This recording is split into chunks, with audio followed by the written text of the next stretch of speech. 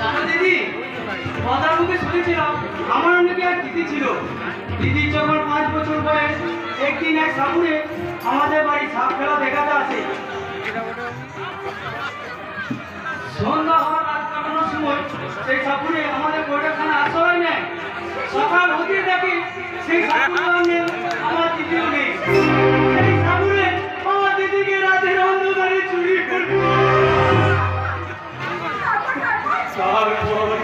আমি অনেক চেনা জানা পরিচিত অপরিচিত জায়গায় আমি খুঁজে বেরিয়েছি, কিন্তু কোথাও সেই সাপুরে আমার সেই ছোট্ট নীলাঞ্জনাকে খুঁজে পাই। আমার মা বাবা আরে কি হতভাগা আমার বুকের উপরে সে পড়লো।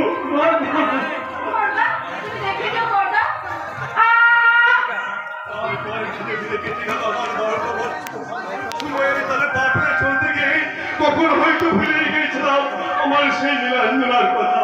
তারপর হঠাৎ করে ঢুকে পাওয়ার পর আমার জন্য মনে হলো আমার সেই হারিয়ে যাওয়া নীলাঞ্জনাকে আমি আমার কাছে ফিরে পেয়েছি। বড় মাই হয়ে যদি কোনোদিন কোনো অন্যায় শাসন করে থাকি, সেই শাসনের ব্যথা মুখে নিয়ে ওই ছেড়ে কোথাও চলে যাস না।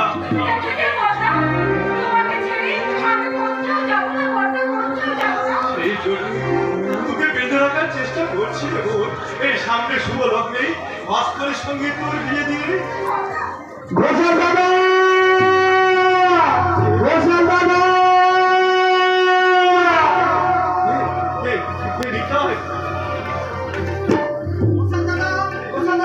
দেখছি হয়েছে নিতাই, তুই এমন করে হাঁপাচ্ছিস কেন?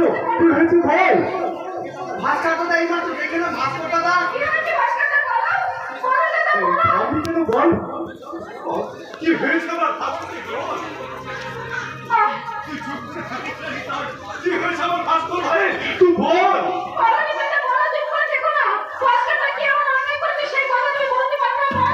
ভাস্কর বল ভুলে গেছে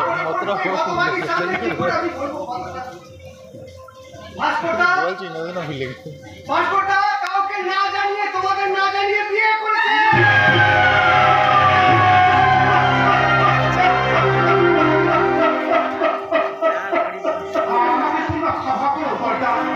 বিশেষ কারণবশত তোমাদের না জানিয়ে বিয়েটা আমি ছেড়ে পেয়েছি।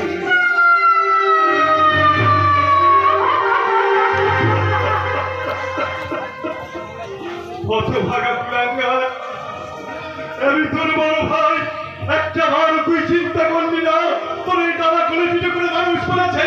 তোর এই দাদা কতখানি আঘাত পাবে আর এই সমাজের মাঝে তারা কতখানি অসম্মান হবে। বল হতভাগা বল, আমি যে আলপুরার সঙ্গে তোর বিয়ের কথা হয়ে গেছিলাম, এবার আমি তাকে কোন ভাষায় জবাব দেবো? বল বল হতভাগা বল।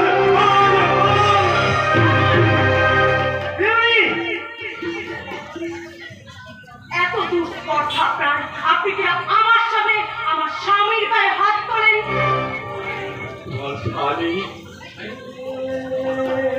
ভাস্করের মতো একটা স্কলার, সে কিনা একটা কাইয়া অশিক্ষিত মেয়েকে বিয়ে করবে, সেটা এ কথা আপনি ভাবছেন কি করে? আর একটা কথা মনে রাখবেন, ভাস্কর আগে আপনার ভাই ছিল, কিন্তু সে এখন থেকে ভাস্কর আমার স্বামী।